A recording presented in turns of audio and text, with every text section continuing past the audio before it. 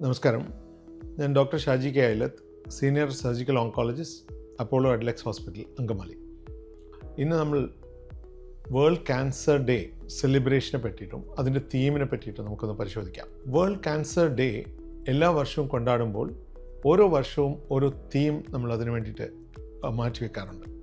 ഇത്തവണത്തെ theme United by unique എന്നാണ്. United by unique എന്ന് പറഞ്ഞു കഴിഞ്ഞാൽ നമ്മൾ ഓരോ വ്യക്തികളും വ്യത്യസ്തരാണല്ലോ. അതുപോലെ തന്നെയാണ് ഓരോ ക്യാൻസറും. നമ്മൾ പറയുന്നത് breast cancer, ovarian cancer, colon cancer, rectal cancer, അങ്ങനെ പലവിധ ക്യാൻസർ നമ്മൾ പറയുന്നുണ്ടെങ്കിലും ഓരോരോ ക്യാൻസറുകളും വ്യത്യസ്തമാണ്. അതിൽ തന്നെ പല തരത്തിലുള്ള ക്യാൻസറുകളുണ്ട്. അപ്പോൾ നമ്മൾ ഓരോ ഈ വ്യത്യസ്ത ക്യാൻസറുകൾക്കും വ്യത്യസ്ത അപ്രോച്ചാണ് ഇന്ന് ചികിത്സയ്ക്ക് വേണ്ടി ഉപയോഗിക്കുന്നത്. ഇത് കാരണമാണ് നമ്മൾ യുണൈറ്റഡ് ബൈ യുണീക്ക് എന്ന് പറയുന്നത്. അങ്ങനെ ഇത്രയും വ്യത്യസ്തമായ ഒത്തിരി ക്യാൻസറുകളുടെ ഒരു കൂട്ടായ്മയാണ് നമ്മൾ ഇന്ന് പറയുന്ന ക്യാൻസർ എന്ന് പറയുന്ന അസുഖം. അതുകൊണ്ട് തന്നെ നമുക്ക് ക്യാൻസറിനെ ചികിത്സിക്കുമ്പോൾ നമ്മൾ ഓരോ വ്യക്തിയെയും ഓരോ രോഗത്തിനെയും പ്രത്യേകമായിട്ട് മനസ്സിലാക്കുകയും അതിൻ്റെ അടിവേരുകൾ അന്വേഷിച്ച് പോവുകയും അതിനനുസരിച്ചുള്ള ചികിത്സകൾ മാറ്റം വരുത്തുകയും ചെയ്തു. ഇതിന് നമ്മൾ പ്രെസിഷൻ മെഡിസിൻ എന്നാണ് പറയുന്നത്.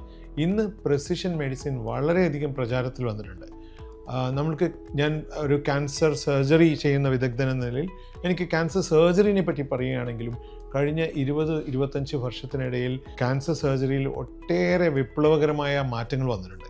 അതിൽ പ്രധാനപ്പെട്ട ഒന്നാണ് നമ്മൾ മിനിമൽ ആക്സസ് സർജറി, അല്ലെങ്കിൽ ചെറിയ താക്കോൽ ദ്വാര ശസ്ത്രക്രിയ, അതിനുശേഷം വന്ന റോബോട്ടിക് സർജറി എന്നിങ്ങനെയുള്ള സർജറികൾ.